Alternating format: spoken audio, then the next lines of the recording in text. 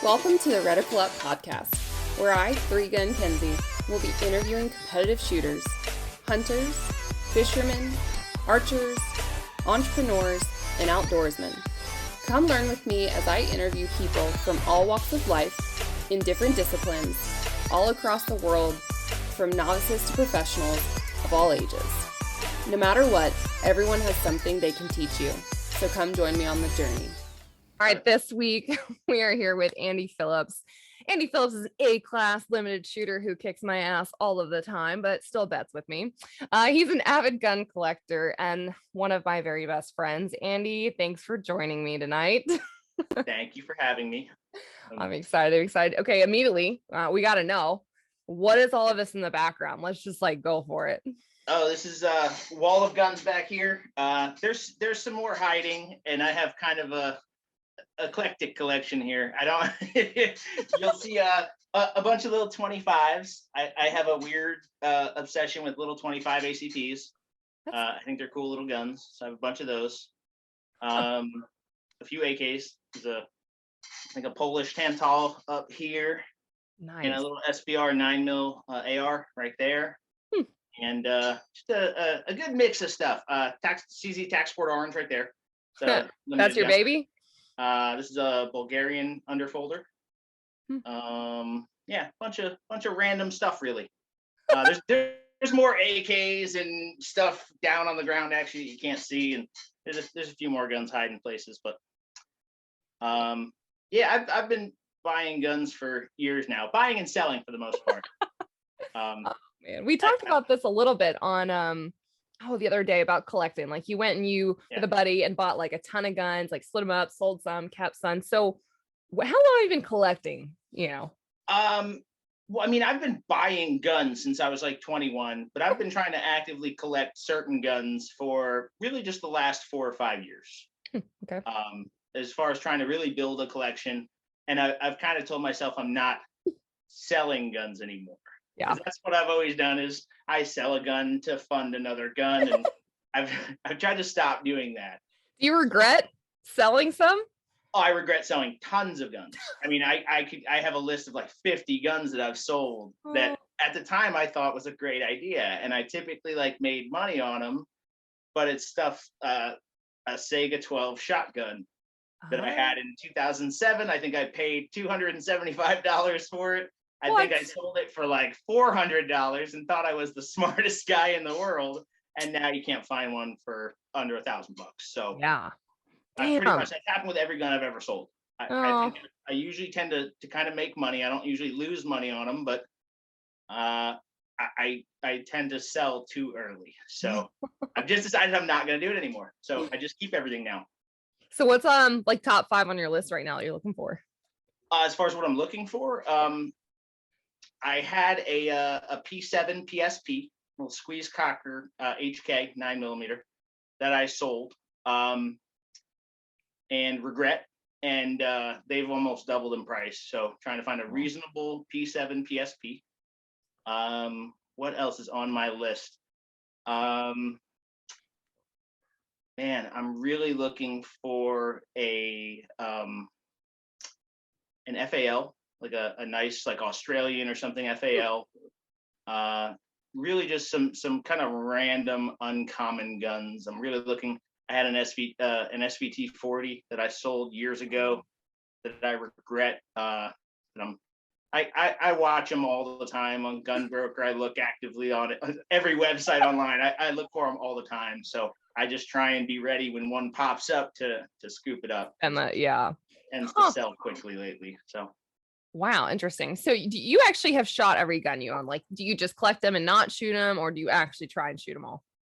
I think I've shot most of the guns I own. I haven't shot all of them. There's plenty of guns up here that I haven't shot yet. Yeah, there's probably half of my guns I've shot.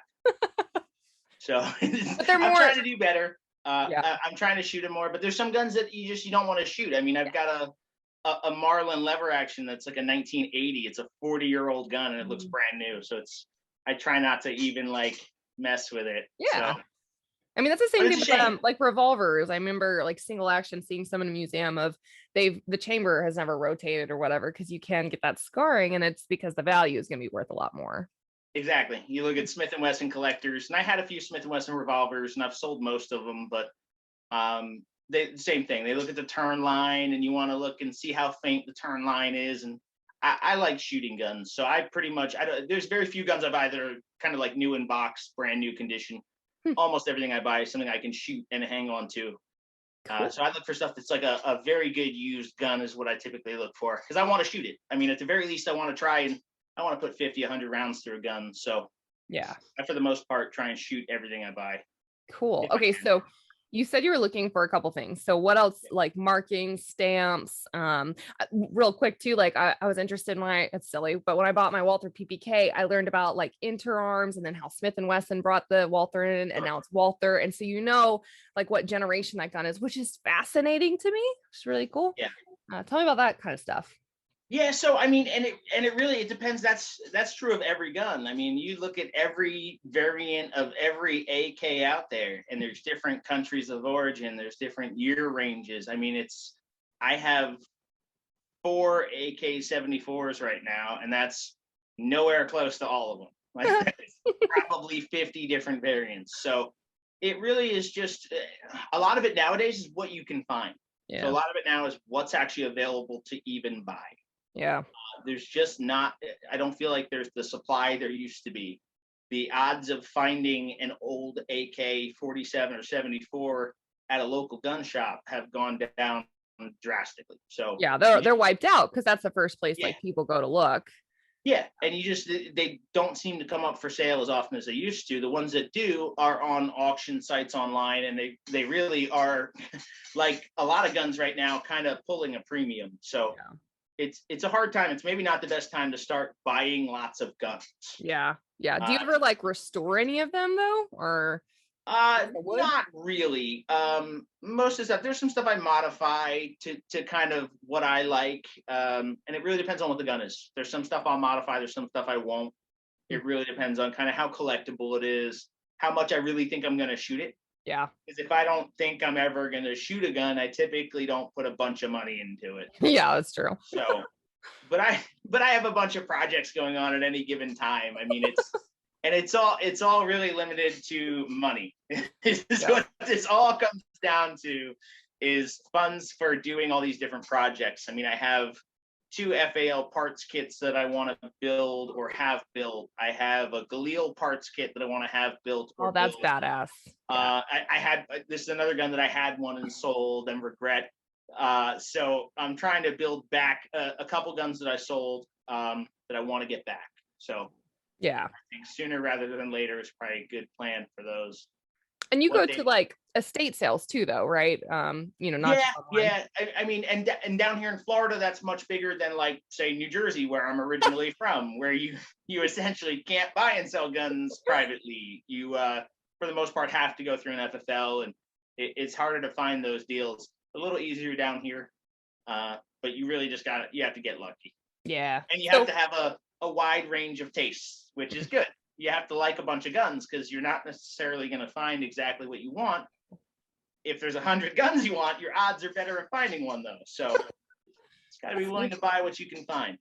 That's neat. I mean, that's good advice. So yeah, money aside, like the collecting aspect, I mean, what do you recommend for people like trying to get into it or research or not like maybe get hustled on a buy, Yeah, so I mean, and that's hard. I've bought guns that ended up being a bust. I mean, just recently, oh really? I mean, I bought an AK-47 or it was another AK-74, and I bought it off Gun Broker, and it was just a horribly built gun. A lot of these are surplus parts. So it's what happens is these are guns that were made in Russia, and they can't import the gun into the United States. So what happens is the guns are demilled. They're basically cut up into parts. They're imported into the U.S., disassembled, rebuilt, and then sold because they're now made in the USA. Oh, okay. The problem is somebody has to build that gun, and whoever built this one didn't know what they were doing. So it doesn't chamber rounds. It didn't feed. The magazine wasn't put together. The magazine catch wasn't put together right. Oof. It had a bunch of issues. The receiver was instead of being riveted, it was welded. Somebody welded the front and rear What? trunnions to the receiver. So I thought it's partly on me. I should have asked more questions. I should have done a better job researching the gun. So you got catfished with a gun. Yeah, basically, yeah. So yeah, I mean, that happens. It's much easier if you can see these things in person. Really, you just want to check condition. You want to make sure that the barrel isn't obstructed, the barrel's clean, the barrel's not rusty. Yeah. Ideally, you can look down it. If you have a great tip for people that are buying a gun, especially if you're talking something that's like a surplus military rifle, something from, I mean, they're 50, 60, 70 years old at this point. A big thing you need to check is, and you don't need a fancy like borescope, but they sell little electric borescopes that plug into your phone. They call them endoscopes or borescopes, whatever. You can find one on Amazon for $20. And you can slide it straight down the barrel and you can see crystal clear picture on your phone. The issue is a lot of old surplus ammo is corrosive. So it actually corrodes the barrel. If it's not cleaned correctly, you can get guns that are in pretty rough shape. So it's something easy to spot if you know what to look for and you have some kind of simple tools. Even just a basic little pen flashlight will suffice. We're looking up So, into the light. I remember in my Exactly. rifle armorer's class, somebody had for the gas tube, like gas hole, had just milled straight into it, and there was burrs like all up in the barrel. Like they're unusable at that point. And you're just like, why is there debris in here? And it's and that not stuff, good. like you said, if you pull the bolt carrier out and you take the upper off, you can probably look straight through the barrel on some guns. Some guns you can do that, some you can't. Yeah. But yeah, getting as good an idea of condition as possible is great. So what you're saying, you can't just like stare down the tube in the opposite direction with the muzzle? I mean, no, you can on some guns where you can see out the back. Yeah, on some you really could. Make sure the gun's safe. Take the bolt out, disassemble the gun. Yeah, I mean, I'm not saying this is something you want to do with a potentially loaded gun. Don't stare down the barrel. Love it. Yeah. Oh man, so okay, bringing us back on shooting stuff. We met. Sure. Oh my goodness. I want to say Tallahassee, like forever ago. We actually probably don't know the year for USPSA, like when we actually met. Do you? It would have been a couple of years ago, 2019, 20. It was before that. I remember meeting you, or at least I knew you. I remember I like came up to you like, we've met before. And then we it had to have been 2018, 2019. And I think it was at Tallahassee. It was in a USPSA match at Talon. I'm sure. Right. Yeah. So when did you actually get started in competition shooting? I started shooting USPSA in 2007 when I lived in Vermont. So I started shooting with the Green Mountain Practical Shooters, was the shooting club up there. They were madmen. I mean, like, it's crazy. They shoot year round. Everybody thinks like, oh, they must not shoot in the winter. What? They shoot in the winter. Outside. They have a match every month outside. Yep. They're there with snow blowers the day before and basically like snow blow out a shooting area. Didn't even need to use fault lines because the snow was like chest high. It literally would just be like a shooting box just dug out, and then you'd have to like snow blow a trail to the target stand so you could paste them and score them. Yeah, they were a diehard group of guys. So guys and girls and ladies. So it was a lot of fun though. Yep. They were a good group of guys and they really got me hooked. Oh. And cool. I moved back to New Jersey from Vermont, kept shooting in New Jersey. Eventually got down to Florida. And I've taken a couple of years off at a time. I think there was a move where when I moved back to New Jersey, I think it took a couple of years where I was just kind of out of it. Yeah. But I've always kind of got back into it. Did you like burn out? I mean, that's real.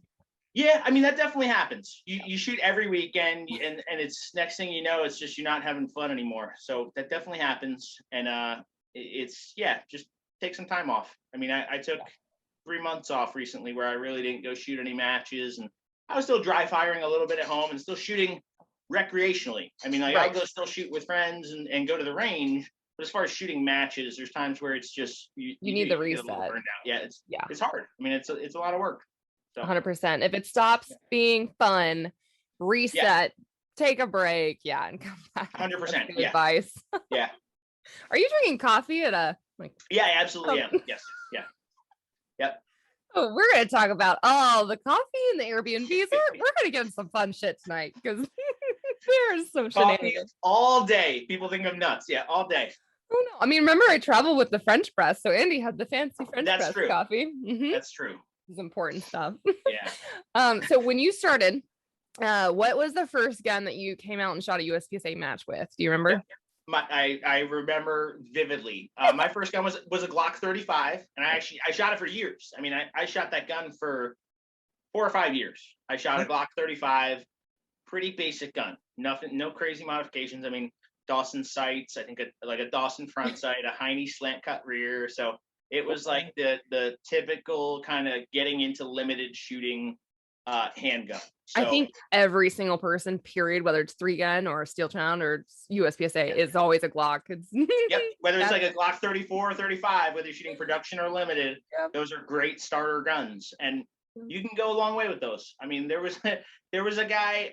Everybody nowadays, I feel like, jumps right into the like the honcho, the Atlas, the top dollar SVIs and STIs and stuff, and they have no idea what recoil management means. They have no idea what trigger. No, I mean, like, yeah, I mean, I shoot a big steel frame gun now, so I get it. The weight helps, but it's not all there is to it. I mean, there's guys. I shot with a guy in Vermont who made masters shooting a Ruger P89. So it's you can use it's not the arrow, it's the Indian, is the old saying, and it's true. It's a lot of it is not the gun. I mean, you see guys like Bob Vogel and Nils shooting a Canic. I mean, there's plenty of guys out there. Mason Lane winning limited last year shooting a SIG. I mean, there's plenty of guys out there shooting polymer frame guns, dominating. So I mean, it is not all the gun. It makes a difference. I definitely think it helps. But once your foundations and your fundamentals are there, is when you should really move up. Exactly. You can shoot anything well. So I mean, you don't have to have a fantastic gun to be a fantastic shooter. Anybody can do that. I mean, it's the gun helps. Yeah. So you started out in limited, like. Yeah, I have almost shot limited exclusively for like 14 years. I dabbled a little bit in production, so I shot production a little bit. I haven't in like a year or two, but I'm classified in production and limited are really the only things I shoot. That's the bulk of what I like shooting. I like iron sights. I'm having a real hard time with carry optics and PCC, and I get it. I mean, I don't want to say it's easier. It's different. It's not easier for me. The dot is like the hardest thing I've ever had to do in my life. Yeah. Yeah. Well, so I agree. I've shot a gun with a dot, and I'm like, it definitely takes some getting used to, and I just haven't committed to it yet. Oh, and it's hard to go back and forth, and you really shouldn't. Yeah, that too. So did you shoot limited minor? No, I've shot limited major, I think, forever. From the start. I don't think I've ever loaded minor 40 or minor 9 or anything. Interesting. I've always shot 40. Okay. For those people that don't know that are listening, can you explain what we're talking about with minor and major power factor? Sure, I think so. USPSA scoring is different based on caliber you're shooting, and it's complicated because there's different divisions that allow different calibers. And in open, you can shoot 9 major, which is a high power 9mm round, but most USPSA divisions, 9mm and under is scored minor, and it's just a scoring difference. You get less points for hits on target. So, for example, a delta, I think shooting major is 2 points. I think shooting minor is 1. So you get scored preferentially because you're shooting. I guess the idea is it's a harder to handle or harder to shoot fast round. Shooting a 40 or a 45 is scored major. You're limited slightly in capacity. So there's an argument for both. Sure. Shooting a 9 in limited, you're getting scored as minor power factor. So you don't get as many points for your hits, but you do get a benefit in capacity. So same thing with like single stack too, right? Exactly. There's the same rule in single stack. You can shoot 9mm in single stack. I think you're allowed 10 rounds for minor or whatever, and 8 exactly for minor. So if you're shooting minor, I think you're allowed 10 rounds per magazine. If you're shooting major, I think you're limited to 8. Yeah, and those 10 come in to help because most targets, if you read the rules, like 8 shots have to be there for Was that done for like the revolver division? Exactly. Yeah. Yeah. But So. even that's changed in the years. I mean, revolver when I started shooting was 6-round guns, and everybody shot a 45, and there was almost no difference there. There's almost no exceptions to that. Wow. And nowadays, I think that's changed. I'm not as familiar with the revolver rules. I have no idea. But I'm pretty sure they're allowed 8-round guns now. So I'm pretty sure there's 8-round revolvers in 9mm. So I think there's, and again, I don't know what's more competitive, shooting major, being limited to 6 rounds, or minor and having 8. Less recoil too. Yeah, exactly. Yeah. Huh, Those big heavy guns though help. Oh, 100%. Yeah. I mean, and we get bougie with it. Yeah. So walk me through, did you just go straight from your limited or your 35 to the CZ that you have now, or how did you get to that gun? No, I mean, I've tried a couple different guns. I actually shot that Glock 35 for years.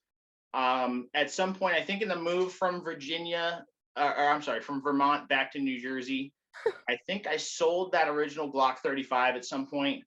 And then I took a couple of years away from shooting. When I got back into it, I actually found another Glock 35, like a limited, like a whole setup, a gun, magazine, like magwell was already all ready to go, belt holster. So I was looking to get back in the USPSA. So I bought another Glock 35. I shot that actually as recently as like 2018. I was shooting a Glock 35. And then I went from that to the CZ, the Tactical Sport Orange. Nice. And that's the one in the background right there? Yeah. It's I'll show her off. This one right here. It's no longer orange. Nope. I'm sorry. It's it had orange grips originally and orange base pads, and I'm not a real flashy orange guy. So I tried to just all black type thing, but they didn't have a black magwell in stock, so I ended up with a little bit of a two-tone deal here, but awesome gun. I love it. What else have you modified on that, or anything else? Really the only things not factory on this gun are the flat trigger, literally just the trigger itself. I didn't change any springs, like nothing other than the actual physical aluminum trigger itself. The safety on it is a CZ custom extended safety. Nice. I have pretty small little hands and short little thumbs, and I can never seem to yeah, it's a joke, but it's real life, and it's a struggle. So oh God. Okay. Trying to show you this without pointing this in my head. Right. But yeah, so big CZ extended safety, so I can actually reach it with my short little thumbs. Like the other than that, the only thing was like I said, I got rid of the orange grips. They're black. It's a bigger magwell, and that's a CZ custom part also. Cool. And the extended mag release. When I bought this Tactical Sport Orange, they didn't come with the extended mag releases. I think now the newest model does actually come with this exact mag release. Nice. I like That's it. a factory CZ part. Yeah. So how important is it to basically like customize the gun to you? Like you said, small hands, short thumbs. So I think it's important that the gun fits you and the controls are all accessible and reachable. Beyond that, I almost think modifying a gun is a bad thing. I see so many people modify guns to the point where they just don't run anymore. What are you talking about? And I mean, I've done the same thing. I've done all the Glock trigger work and stuff, and I have seen so many people turn reliable Glocks into Glocks that don't shoot anymore. It's unreal. So or bump fire. I've seen that. Yeah, exactly. I've seen more guns just lose reliability, like modification after modification, and just it's almost sometimes too much. Yeah. You just need to like start back where the gun runs. Right. That should be your first goal. Is you should have a gun that runs 100% all the time. That's and not until possible. then, it's a struggle. 100%. It's so hard. Yeah. All right. I shot a match on Sunday. I shot this weekend at Dothan Gun Club, and there was a guy on my squad who had ammo that he didn't load, and we think it was like a sub-minor power factor, so it was a very weak load, and it literally wouldn't cycle his gun. He was shooting two guns. He was shooting production and PCC. It would not function in either, and he literally attempted to shoot a 33-round stage, racking the slide for every shot. And single action mode. Essentially, a single action Glock that ejected a live round every time he shot. It was a struggle. So he ended up People. shooting half the stage and stopping, and it took him 90 seconds. So there's times where it's if you don't have a gun that's running right, it's not fun. It really be no fun. Yeah, it's so not fun. a fun time. And it's painful to watch. It is. It's hard. It's hard on everybody. Yeah, it's hard on everybody for sure. It's terrible to say that, but it is. I'm just like, what are we doing here? Well, I didn't tell you his name, so yep. Okay, so you've probably been in the shooting community longer than anybody I've interviewed yet. So 14 years, pretty long time. Okay. Why are you still in the shooting community? Like, what do you love about it? I thought you were gonna ask why was I still in A class, and I was gonna be really insulted. No. No, I mean I'm still in the shooting community. USPSA, I've been a member since then. I absolutely love it. I don't know if I could nail down one reason why, but it really, to me, USPSA especially, besides just the gun world, which I tend to kind of click with most gun owners, we have pretty similar viewpoints most of the time. Yeah. And I don't want to get like political because that's not a fun conversation, but I tend to side more with most gun owners than non-gun owners. So that between the collecting aspect, the just shooting, having fun aspect, and the competition side of it, it just kind of has everything I want in a hobby or in a sport. Yeah. Community. Yeah. Yeah, exactly. A community. So it's all of it. It's the reloading aspect, the people, it's the traveling to shoot these matches. I mean, I have a lot of fun doing that, and I don't unfortunately do that as much as I used to. But when I lived in Vermont, I mean, we went and shot, and I went with a group of guys, and we went and shot like the Double Tap Championship in Texas. We went and shot the Florida Open. So we tried to travel around and shoot other matches. It's fun. You get to see the whole country. So absolutely. Let's talk about traveling for a second. Sure. So this MFer, to censor myself, books us an Airbnb in Alabama. Okay. And I mean, in the middle of freaking nowhere. Well, I get there first. So Andy's not there. He doesn't have to suffer night one. Okay. No, this is terrifying. So we walk into like the entrance, and the kitchen is literally a countertop. Then it goes right into the stove and a small little countertop. Then it goes straight into a deep freezer, which Schrodinger's cat, because we were not going to open it the whole weekend. There was a dead body in there, I'm sure, or a head. There could have been. 100%. And then there's a little bit of cabinet or counter again. Then we got the washer and then the dryer and a little bit of counter space and then the sink. Andy's comment was that this was made for a woman to spend all of her time in one place, to cook, to clean, okay, it gets better, guys. So not only did it smell like cigarettes, the bathroom did not have a ventilation system, didn't have an air conditioning unit. In fact, the entire house did not have central air conditioning. So it's 2020. And there's one single unit in the kitchen. So I am suffering. There's no fans. There's no ceiling fans. And then between Andy and my room is this like accordion door that you just move it. It's like cigarette puffing smoke out of. Yeah.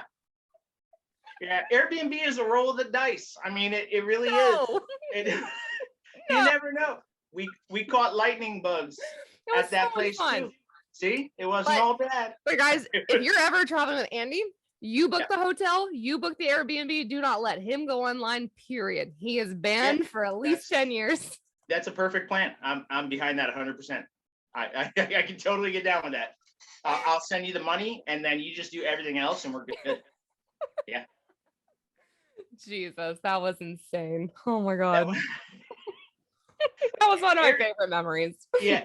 Airbnb, man. I don't know what else to say. Airbnb, I blame it on that. You never know what you're going to get. Sometimes it's great, sometimes it's not so great. So that's part of shooting. Stories of traveling with people, but I think mine's pretty high up there in a shitty place to stay. Yeah, that was a pretty bad place, and it was hot. The air conditioning was not sufficient, and that really, as far as a travel recommendation, make sure there's air conditioning and it works. That's probably the most important thing. Jesus. And in the South, it had like 17 heaters, like radiator heaters. I'm like, why do we need these? We're in Alabama. Yeah. Oh man, that was an interesting one. So crazy. So okay, you've lived, and I'm gonna get this wrong probably, but Vermont. You said Virginia. You live in New Jersey. Not Virginia. Not Virginia. Vermont, New Jersey, Florida. Okay. Yep. Let's talk about the different gun laws and how much fun that was to navigate. Oh boy. So yeah, I mean, I originally went from New Jersey, which is awful. I mean, it took me 9 months to get my firearms ID card, Wow. just so you can go look at a gun in a gun shop. You physically can't touch a gun in New Jersey in a gun shop without a firearms ID card. What? You could not travel to New Jersey and go look at a gun right now. You physically are not allowed by law. So now you know can't what it feels like to be pregnant and finally have your prized possession. 9 months. maybe, yeah. Yeah, it's a crazy process, and it really is not fair. And there's just an unnecessary burden on people. That 9 months is the same thing a NICS check is, an instant background check. I mean, literally, there's no difference to me. It's a background check, fingerprinting, and pictures, and it takes 9 months to do. Oof. And I would say, you know what, this was years ago. I'm sure it's gotten better, but it hasn't, because my little sister is still in New Jersey and just went through the same process. Yeah. And I mean, she's a pretty left-leaning New Jersey resident. And even she thinks it's an absurd process to buy a gun, and it is. Yeah. But so I went from New Jersey to Vermont, which was night and day difference. And I mean, unfortunately, Vermont has since banned high capacity magazines, so even Vermont is not immune to what I think are ineffective gun laws. But at the time when I moved to Vermont, it was wild, because the change is just night and day. I mean, I was in heaven. You can walk into a gun store and I mean, they're huge. You can lick them like Kenzie does. Oh, I don't know if I go that far, but that's how you get thrown out of a gun store. No, it was night and day difference, though. Vermont really opened my eyes to like what is possible out there. Between the getting involved in USPSA and really starting to buy guns, that was in Vermont. So I think I owe that to Vermont. At the time, I mean, they had just their concealed carry process was literally their law was, and I think it's still the same. I don't know if they've enacted any sort of concealed carry permit, but at the time it was, their law was literally like 3 sentences. And it was, if you're over 21 and a non-felon, you can carry a concealed handgun. Yeah, and I think it's still that way. Vermont. Yeah, I mean, it was extremely easy. Yeah, do whatever. The drawback to that, though, is the no reciprocity. When I lived there, they physically didn't have a permit, even if you wanted to go get one, so you could carry in other states, neighboring New Hampshire or New York, or so there was none, which was kind of a drawback. Which is nice. Why Florida, by the way, if you ever take your Florida permit from an instructor, you can have a permit from them as a non-resident. So if you're listening, consider that, take a class or find a connector or a instructor down there. So that if you live in one of these states where you want reciprocity, there you go. Yeah, absolutely. I have friends in New Jersey who have non-resident Florida concealed carry permits, just so they can carry in Pennsylvania. Yep, doesn't make sense, but there we are. Carry in New Jersey, but exactly, it's a silly process, and I think, I don't know, maybe one day it'll get fixed, but right. So Florida is awesome, or Florida man. Yeah, Florida is awesome. Florida, I love. I did kind of move to like the Bermuda Triangle right in the middle of all the shooting ranges. So I live about as far away from every shooting range as humanly possible. But other than that, it's still not it's not unreasonable. So within about an hour and a half, I have 4 or 5 really good ranges I can go shoot at. But you live where people vacation. I do live where people vacation, and there's a lot of traffic, and they're pretty rude. So it's not always great. Yeah, it's not all sunshine and roses here. Isn't New Jersey where they pump your gas for you? New Jersey does pump your gas for you. And those assholes are the ones that you have to turn right to turn left. Pretty much, yeah. You pretty much can't make a left at an intersection. You make a right and a right and a right, or you use a jug handle, or we have traffic circles, which are very foreign concepts down here. People have a very hard time with circles here. So, traffic circles are tough down here. So I can teach you a thing or two about traffic circles. Oh, it's hilarious. Oh my God. Yeah. I remember going to New Jersey and I was like, what the hell? And I was mad, just right to turn left. And I was like, what is happening? It's the worst. And then I couldn't pump my own gas at one place. It was so foreign or old. And I was like, and so that's the problem. It's not that they will pump your gas for you. It's that they have to pump your gas for you. You don't have the option to pump your own gas. So there's times where it's nice. I mean, I'll be honest, when it's cold, snowing and 20 degrees out and you don't have to get out of your car to pump your gas, great. But when it's snowing and 20 degrees out and it takes 20 minutes for the guy to get to your car to start pumping gas, There's times where you'd rather pump your own gas. So I don't know. I think it's another failed New Jersey policy to create jobs where jobs aren't needed, but Yeah, it is what 100%. it is. Yep. Okay, so going back to shooting, that's interesting though. Yes, back to shooting. New Jersey's awful. If you live there, move south. Florida, South Carolina. I mean, there's plenty of good states down here. Tennessee, Kentucky. You can move west a little bit, just out of New Jersey. There you go. Money, leave. I've had a lot of transplants actually from New York, New Jersey in my classes lately, and I mean they're coming in hordes, and there's tons of them. It's a huge amount of people are emigrating from New York, New Jersey to the south, to suburbs. Which is wild that people have to do that, right? I mean, they're having to up and move, change their families, change their careers. It's just it's mind blowing. Yeah, but it seems like it's happening more and more. Coronavirus has pushed it even faster than it was already happening. And you're seeing the same thing in California, people leaving California for Texas and New Mexico. And so it's the same thing in kind of nationwide, I think. Yeah, for sure. So, you were talking about major matches. Do you remember your first nationals? I do. I will say I do very, very vaguely. I think I actually shot nationals in like 2007 or 2008. Right off the bat. Yeah, it was like the first year I was shooting. I was not I think I was a B class at the time. Better than I am at. I think I was a B class. I shot limited. I didn't do very well. I think I finished like 8th B or something. Like I was not excited with it. I had a great time. It was in Vegas, so that was part of the reason I wanted to go. Yeah, it was in Vegas, and I had never been. So I went out to Vegas. I lost a bunch of money on like my first night there. So that would be my big advice. If you ever go shoot nationals in Vegas, don't just go there and start gambling. They did like an opening night banquet type thing. And I thought, oh yeah, this is tons of fun. I was there with some friends and everybody was drinking. And I was like, oh, I'm going to play some roulette. And it was an awful idea, and don't do it. I normally don't drink when I gamble, and I didn't listen to my own rules. And it I won't say it ruined the trip for me, but it kind of ruined the trip for me. Solid. So, yeah, so you need to be babysat. Not anymore. I was younger and dumber, and now I'm older and slightly less dumb. So, I'm just as dumb, but I have a lot of lessons I've learned. So, yeah. Do you hear what I said? No. I said can confirm. Slightly less dumb. Yeah, slightly.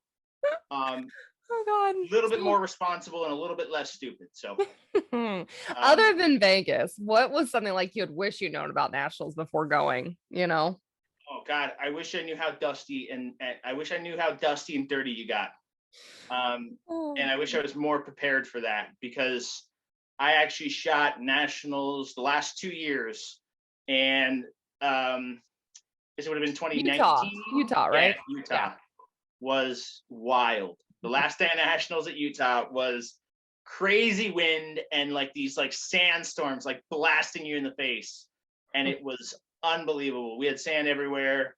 I mean, guns, shoes, everywhere, everything filled with sand. So people laugh at people with gun covers, and that was one of those matches where you see everybody with gun covers, shower caps from their hotels. Everybody was. I ended up by the end of the match, I had a big rag that I was like trying to wrap around my gun to walk around, so it wasn't coated in sand. Yep. But it was a lot of fun. I'm not super competitive, so I don't go to these major matches trying to win necessarily. I go more to have a good time. I don't get a whole bunch of vacation time. Yeah. So for me, this is a vacation and a shooting match, not like a ultra competitive shooting match for me. I want to go and have fun. I wish I was like that. Yeah. Yeah. I almost would say it's 50-50 for me, the shooting and the trip. It's not just the shooting match for me. So yeah, I don't take them too seriously. So I always tend to have a good time. Yeah, you do. I've had a great time at nationals the last 2 years. Gonna try and shoot them again this year. We'll see. Cool. Yeah, I mean, it sounds funny. So I actually carry shower caps, a huge bag, like 1,000 of them in my range bag or in my range bucket. And I brought them to a lot of matches, and it's not just for rain. Yeah. Like I said, sand is a real thing in Florida. It rains all the freaking time. And I mean, you know, not all guns need them, but I have an all steel frame and I don't like rust and I don't want to take it apart all the time to like pieces. Yeah. And then the red dot situation, never done that before. That was fun. So if you have a red dot, dude, those shower caps will change your life. And so they help. So yeah, I Yeah, made fun of those 100%. people, right? Yep. 100%. Yeah. So gun cover. That would be my advice for traveling somewhere you're not familiar with. Unless you're a Like, freaking pro gunsmith. I wouldn't even know how to disassemble like every single tiny piece in like a Glock or HK. I would yeah. have no Well, idea. and it's just sometimes you can't too. I mean, there's times where you just don't have the time. You're between stages. You don't have a whole bunch of time to go take apart your gun and clean it and put it back together. There's times where you just don't want to have to deal with it. 100%. Yeah. 100%. You mentioned this kind of at the beginning, and it's interesting because so many people will shoot like stock ammunition for a while, right? Or they'll shoot whatever they can, minor capacity, and then they finally get into reloading. It's a slow process. You've been reloading forever. What presses did you start with versus like what do you run now? Sure. So I actually started reloading, and you're spot on. I started shooting USPSA. I probably shot for a year or two before reloading. And it was one of those things. This is like 2008, 2009, like ammo prices kept going up. I also saw the side of it that it really is advantageous. I mean, you can shoot a softer shooting load. So there's advantages to loading your own ammo. I started loading with a Dillon Square Deal B. So they're a little like kind of entry level progressive press. And it wasn't bad. I mean, it's not the best press for loading 40 specifically, I would say. It takes proprietary dies, so it only takes Dillon Square Deal B dies. And the drawback is they don't typically resize 40 far enough. You can get what's called the Glock bulge in 40 brass. Glocks don't have a supported chamber, so when you shoot ammo through them, the bottom of the case kind of bulges a little bit, and the Square Deal B didn't tend to resize them all the way. So at the time I was shooting a Glock, it was kind of fine. They have a pretty loose chamber, but trying to load 40 on a Square Deal B and shoot it through a tight chambered gun is going to be tough if you're using 1.5 brass or brass that wasn't yours. So I went from the Square Deal B to, I don't know.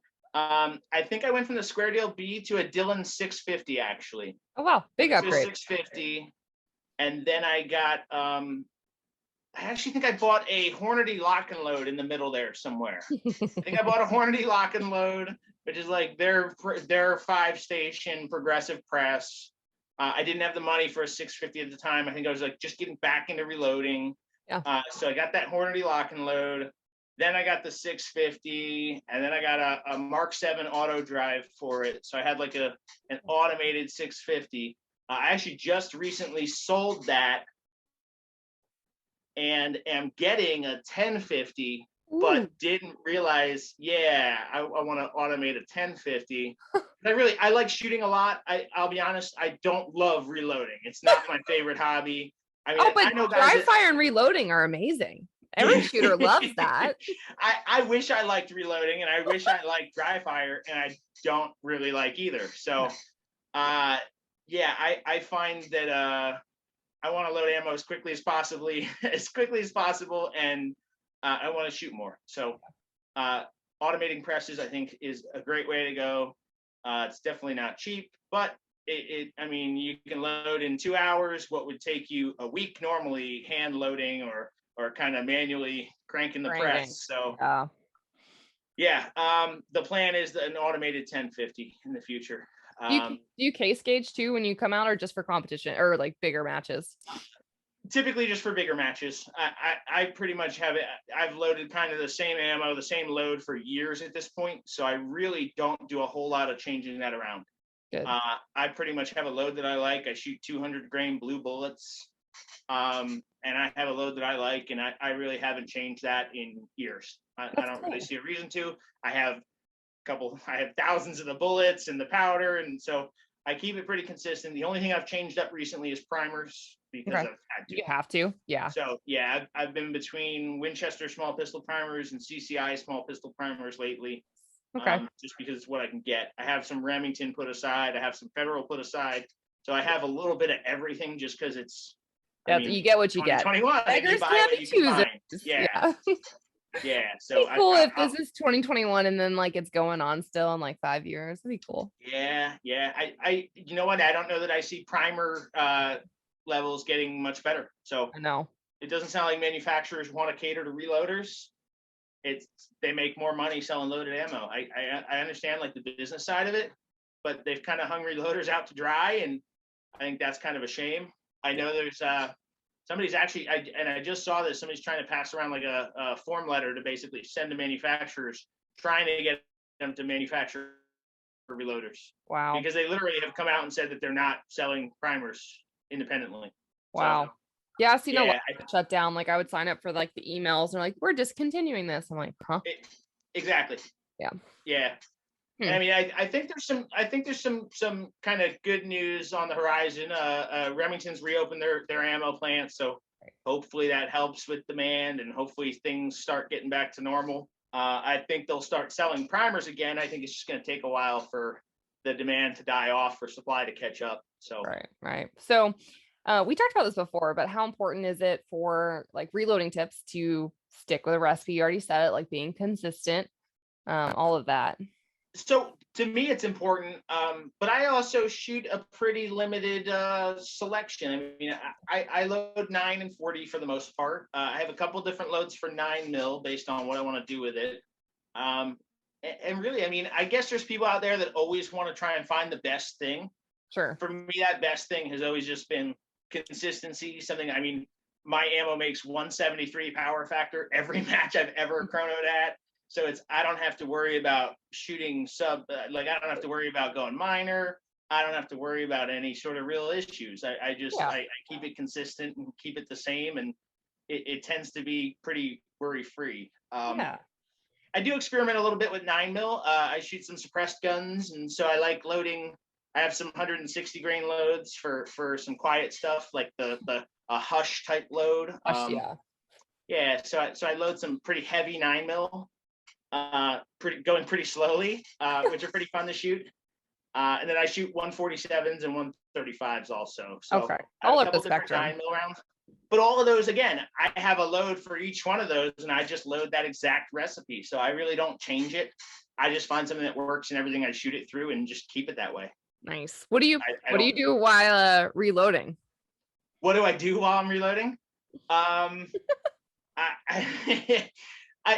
mix it up. I listen to books. I listen to like audiobooks, and then I'll listen to music. I don't have a TV in my reloading room, which is where I'm at. I've got basically AirPods, and I'll stream a book or music or just something, because otherwise to me it gets kind of monotonous and it's loud. I mean, I've got a bullet feeder and a case feeder and a primer feeder, and it's all of them make a lot of noise, and you see a tumbler going sometimes, and you kind of can't hear yourself think. So having something to drone all that out is nice. So yeah, I recommend something to do while you're reloading. Maybe not listen to this podcast. Yeah, exactly. Listen to this podcast. Maybe don't watch it. Then I feel like I don't like to take my eyes off the press. You want to be looking. You want to be conscious that there's powder in every case. I mean, that's critical. That's fun to pull out all the primers and have to do it all over again. I've had a squib. I mean, I have a funny story about shooting the Gator Classic in Thibodaux, Louisiana in like maybe 2009 with Jerry Michalik ROing me with a squib. So I mean, that was a bummer. Like zeroing a stage at a major match that you traveled from Vermont to Louisiana to shoot is definitely hard. So it can be tough, but it's my gun didn't blow up. Jerry stopped me, thankfully, because I was still pretty new, and really, if I could have chambered the next round, I probably would have, and there's a good chance my Glock would have blown up. So I'm really glad the RO stopped me, because I didn't know any better then, and now I do. If you can't chamber around and you're having to smash the back of your slide, there's a reason, and it's there's another bullet in the chamber, and the next one doesn't want to load. So exactly. Oh my goodness. Yeah. So I learned a lesson that day, and that was great. But I guess, I mean, looking back on it, it was okay. So yeah. And the thing is too, is that happens actually with any type of ammunition, whether it's factory or whether it's reloaded. Like it can happen, it will happen. You'll probably see one once in your lifetime, if you shoot enough, at least. Yeah. Oh, absolutely. I mean, I just a couple months ago was loading ammo, and I don't know how I missed it, but I mean loading magazines at a match. I was loading my ammo into magazines and found one with a bullet upside down. Like it looked like a wad cutter. And I was pretty embarrassed. I was sitting at a table with a bunch of guys around me. And like I said, I didn't case gauge my ammo. Right. It was ammo that loaded on my automated press. So if you're not watching it, it's just cranking out ammo. And I guess I missed one, just wasn't paying attention, and I had just comical. But you really have to pay attention. I mean, that's the biggest thing I think with reloading is paying attention. Oh, 100%. Yeah. Okay. This is the most important session of the entire podcast. Okay. And Andy knows where this is going. All right. Pickles. We have to talk about the pickles. All right. Absolutely. Okay. Maybe we'll use that for the photo. Anyways, pickles are an important range snack. Not only can they help you when you have cramps, but they are delicious. They are a divine snack. So that literally sounded like a cut from a commercial right there. That was good. All right. So, all right, we're gonna do rapid fire, but I only have 4 questions. So, okay. Regular pickles or spicy pickles? Regular pickles, for sure. You like that whole size pickle or sliced? No, I go with the sliced. I don't. I get the phallic symbolism there that you're trying to do with the whole pickle thing. I get it. People listening won't see that, but the people on YouTube will. Yeah, no, I go with sliced pickles. I think they're just a little more manageable, easier to get in my mouth. You know what I mean? Oh, so you don't know what it's like to be a female, is what you're saying? No. Okay, next. But no, yeah, next. Yeah. I have a picture to prove that's not the case. So, well, you probably will go with this. You want that jumbo pickle, or you like the little tiny miniatures? Oh no, you got to do the jumbo pickle. I mean, you for sure need a big pickle, but it needs to be cut into slices. Yeah. Love this. Okay, this is where you're probably gonna get wrong. Hopefully, you don't. Mount Olive or Vlasic? Honestly, I buy neither. I buy Grillos because they're fantastic. But the Mount Olive are good pickles. Good. All right. There's my people. For all you people that trash talk Mount Olive, you're wrong.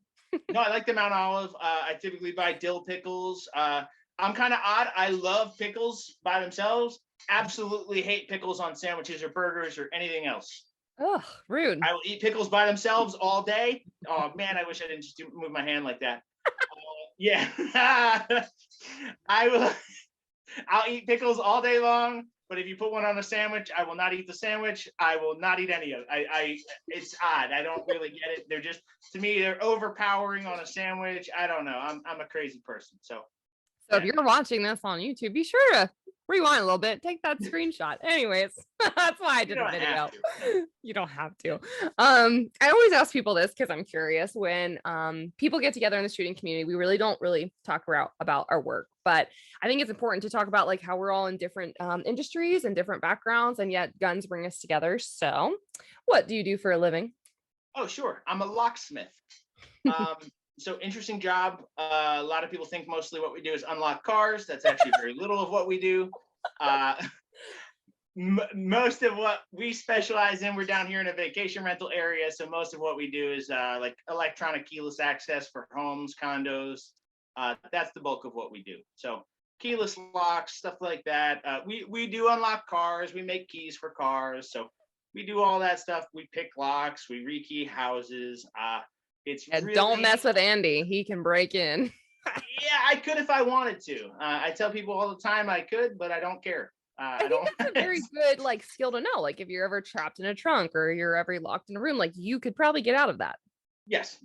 Yeah. No, I mean it's handy, but it also it ties in. Andy. Okay, go ahead. God. No, it does come in handy. I mean, it's ties into everything I like doing. It's basically just taking stuff apart and putting it back together. I mean, I've kind of fiddled with things and built little projects and stuff for my entire life. Model rockets, RC cars. I mean, like I've always made little things and taken apart stuff and put it back together. And it's really the same thing. It's same as guns, same as gunsmithing. I mean, you're taking stuff apart, you're figuring out how it works, you're figuring out what's wrong, and you're fixing it and putting it back together. So it ties in well with what I like doing. And I've seen him hand make a key because I'm a dumbass, but I didn't have a key to my truck bed, you know. That was really cool. So he hand like keyed the lock. Oh my God. It's mind blowing. I'm like, how did you just do that? And I use it all the time. Yeah, no, I it's think I a neat text every time. trade, and no, I like it a lot. It's And really I've been doing that, shoot, 13, 14 years now. so same as shooting, just as Yeah, long. pretty much. I mean, I literally, so maybe a little bit short, maybe 12 years I've been locksmithing, because I really, after I moved back from Vermont to New Jersey is when I started locksmithing. So Cool. I like yeah, it. yeah, no, it's a good trade. I like it a lot. It's awesome. Okay, I did want to end the podcast with this, which we talked about this. I think I'm gonna sign up for that class. Hopefully there's still slots in it by like I get paid like tomorrow. But you took the Travis Tomasi class, which I think was amazing for you. What was his class like? Like, what did you learn? Yeah, so it was interesting, and I mean it was kind of right in the peak of like the start of this ammo crunch. So I think everybody was conscious about not wanting to like waste ammo or unnecessary ammo. I almost think that helped Okay. because I think it wasn't focused on standing there blasting at a target, and I honestly I learned a lot more than I thought I would. I'm that guy that I've been doing this since 2007. You kind of think like, oh, I know everything, and I know I don't do everything correctly, but I know what I'm supposed to do for the most part. I still learned a huge amount from that class. I mean, it was unbelievable what I learned from that versus what I thought I already knew. But for some reason, just having Travis break this stuff down makes so much more sense to me now. Yeah, no, invaluable class. Travis Tomasi is a fantastic guy. I want to take the class again, so there's a good chance I'll be taking it again with Do it. you. Yeah. Yeah, I would love to take his class again. It was great. And he shoots limited, so it was helpful for you. I mean, he would know everything, but I mean, it was really helpful to have that experience with the guy that shoots your division. Yeah, absolutely. And I mean, he's a guy also that I've looked up to since I started shooting. I mean, there's a video of Travis, and it's an old video. Exactly, the video. He's standing in front of some concrete wall, just reloading, and I've been watching that video for 10, 12 years. I mean, since that's an old video. I mean, and I've been watching it since then. And Travis, he's just such a cool guy too. Getting to hang out with him was pretty neat. He's really down to earth. Still shoots, I think, the same gun. He still shoots a para. He shoots like a para or Remington double stack gun. Like he's still shooting his same limited gun. I like it. When you like what you can you get, when you get what you want to get, you're good at it and stick with it. A gun makes a difference. I mean, if we go back to what we were talking about, customizing a gun, getting the essentials or the foundations done with a polymer or whatever gun. But when you get that gun that just like changes your life and you're like, this is it. This makes shooting fun. It's delicious. That's how I feel with my gun. So yeah, absolutely. No, it makes a huge difference. So I think that's what he's used to. That's what he's shot for years and years. So I think he's sticking with what works. So. I love it. And is this the first like firearms training class that you've ever taken?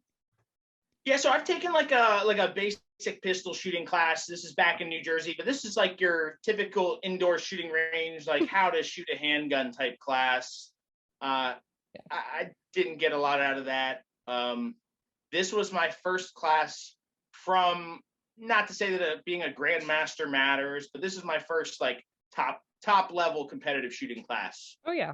No, so yeah, I mean, it was huge. It made a huge difference. There were a lot of things that I think about going into every stage planning now that I think about from that class actively. And I mean, there were GMs in this class. There were GMs, masters, and I think they were surprised how much they learned too. That's good though. We talk about that a lot on this podcast about education. No matter what level you're at, you always have something to learn from someone. Doesn't matter what level they are too, or you don't ever want to get to that mindset of like, I'm GM, I know everything, right? There's still something to learn. Yeah, exactly. I mean, there's always somebody, I don't want to say there's always somebody better than you, but there's at the very least, there's always somebody with a different idea or a different way to do it. And I mean, sometimes that's all you need, whether it's a different stage plan, a different kind of plan of attack. I'm going to shoot this array differently. I mean, there's little things that all add up in this sport. I mean, it's little perspectives. Yeah. And it helps when someone else watches you too, right? I mean, we can break down our own videos. We kind of know what we do, but sometimes I remember I taught someone that like would always pull up and drop down. That's not competing. And I was like, hey, why do you always go up and then come down? Like I was at a military thing. He's like, what am I doing? He had no clue of what he was doing. He's like, show me what I was doing. And I would repeat it. He's like, do I? And I was like, oh boy. Yeah. Oh boy. Yeah, no, there's a ton of things like that. Like if you look at your own draw and what you're doing with your offhand, your weak hand while you're drawing your gun. Yeah. Most people have some weird hitch in it. And I mean, a lot of that stuff, even the reloading. I mean, Travis brought up a good point to me. I was dropping my gun too low while I reload, and he made a great point. He's like, why would you move your gun from where you're shooting? So I've been trying to essentially reload right in front of my face. So that's what you probably learned most about. Yeah. So I mean, it's little stuff. But little tips on the reload. I mean, he makes a big point on transitions and transitions and how much more important they are than splits and shooting. And it's obvious, and it's something you sit there and think about it, and you're like, yeah, this makes perfect sense. I mean, if you're shooting 20 splits and you can get that down to 15s, so instead of 1/5 of a second, you're getting it down to like 1/8 of a second. That doesn't make much of a difference. If your transitions between targets are a second and you can get that down to a half a second, you're picking up more in one transition than you are in all your splits shooting faster. So it's 100%. Yeah, I'm putting a huge amount of focus now into transitions and getting the gun from target to target and shooting while I move. Yep. Instead of worrying about how fast I can get 2 shots on the target. Yeah. So try and focus more on the hits and speed the transitions up, and the kind of predictive shooting, the knowing where you're going to be shooting as you're coming around a wall or a barrel, knowing where you need to be. So like finding a point on that barrel and knowing that's exactly where I need to shoot. When I get around that point on the barrel, I'm shooting the gun. Like, you know, a target's going to be there. So it's just getting ready to shoot that and getting ready to engage that before you even actively see it or can engage it. So like it. Get that gun up. Yeah. Yeah. I mean, shooting is the slowest thing that we do, is what I hear a lot. And again, like the transitions are huge. Yeah. Exactly. It's the movement, the transitions that are huge. The splits, that's the whole, like, this splits get chicks and like looks cool on Instagram. That's true. Yeah, go look at the freaking paper. Oh, okay. I'm like, throw this. No, for all of you people that watch these Instagrammers, I want you to check them on how far their targets are. First of all, did they ever show you their hits on targets? And I love it when it's steel and it's like 700 pieces of steel. You know what you're watching. And like, ding, ding, ding. Of course they're hitting steel. There's 700 pieces of steel and it's two freaking feet away. All right, I'm done. Thank you for pointing that out. Yep. You're not wrong though. Which is a huge part of watching some videos on YouTube, try and get guys to break it down and tell you what their hits were and what their time was. And there's a lot of guys that do a really good job. You can learn a lot. I mean, I tell people this all the time about everything. We have the internet, we have phones, we have like more knowledge in our pockets than people ever had in like recorded history, and people just don't use it. I mean, there's books, there's videos. Yeah, you can take these classes. You can learn some of this stuff YouTube. I mean, like I mean, there's advantages to paying guys for training. There absolutely is. And I think that's true at almost any level. Yeah. Like, there's GMs out there that can take a class and learn something from it. Oh yeah. So I definitely think that the training is worth it. So you probably waited too long. If that was something you could tell yourself maybe to do early on, that was 100%. Yeah. If I would have known, if I would have known how much I would pick up from this, I would have done it 10 years ago. So can we expect you to be master in a couple months? I'm pretty close. I'm like 84.5%. I mean, I'm literally like 0.5% away. I need to shoot one more good classifier. Or a match bump. Or a match bump. But I haven't been putting the focus into it that I should. I almost don't feel like I should be a master yet, so I kind of don't want to make it. Like if that makes sense. I mean, once you get up there, then you have to compete. Yeah, I don't feel like I'm shooting at a master level at this point, so I almost don't want to make master. I'd rather be a better A-class shooter than a terrible master. I don't want to be last master at a match. That's not my goal. Yeah. No, I totally get it. Cool. No. Well, is there anything that you want to leave people with, or do you want them to connect with you on social media? Social media, not really. I mean, I'm on Facebook. My name's Andy Phillips. Other than that, I mean, I don't have much of a social media presence. No, I mean, my biggest thing is if you want to shoot USPSA, go shoot USPSA. That's the hardest thing, I think. And I think that's the biggest barrier for so many people. Yeah. Is there's so many people that want to get into USPSA and just don't know how to do it. Yeah. They don't know the rules. They feel awkward just showing up at a match. It's daunting. I mean, it is. They feel like they're going to get embarrassed. I mean, most people are terrible at their first matches. And I mean, you just have to do it. It's one of those, you just got to like jump in, because once you go, I feel like you're not going to stop. I mean, I've brought 4 or 5 guys to matches, and most of them now are like A, B class shooters. Like they come all the time now. So there's very few guys that come and shoot USPSA and then are like, it's not for me, I don't like it. Right. I don't know that I've ever heard that. I mean, I've heard issues about, the ammo's too expensive, the guns are too expensive. Right. I've heard those kind of barriers, but as far as just somebody not enjoying it, I don't know that I've ever seen that happen. Yeah, 100%. Yeah. So reach out to Andy, or like you said, just show up to a match. He shoots at Dothan Gun Club a lot. So if you're in that area, that is the spot. Was it grassy courts of Dothan? Yep. It's the Wimbledon of shooting. Dothan Gun Club. It is beautiful. Fantastic range. 2nd and 4th Sundays of every month. Love it. The USPSA matches. They do Steel Challenge, I think, on the 1st and 3rd Sundays also. On practice score, it's DGC, not DGC, Dothan Gun Club. Yep. Just look up DGC to see their matches. Fantastic matches. Best local matches I've ever shot.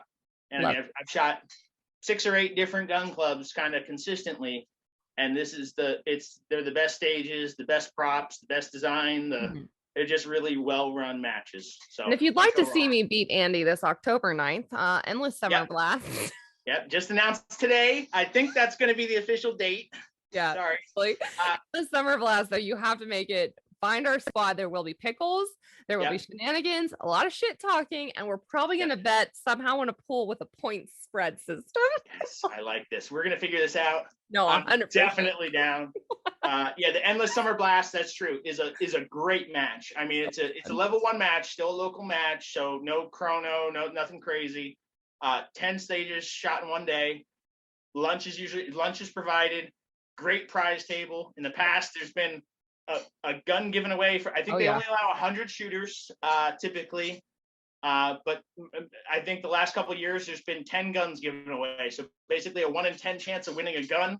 I can't say enough good things about it. It's a great match. I enjoy it. Yeah, I'm not going to miss it. I mean, Tennessee, and I'll still be down there. So hit us up if you want to come. So thanks, Andy, for being on the Reticle Up podcast. Thanks for having me. This was a lot of fun. It was awesome. I had a good time. Awesome. So if you're listening, be sure and follow us on YouTube or on social media at Reticle Up, and see you next week. Thanks for listening to the Reticle Up podcast. Be sure to subscribe wherever you get your podcasts and on YouTube. Follow along on social media at Reticle Up or 3 Gun Kenzie.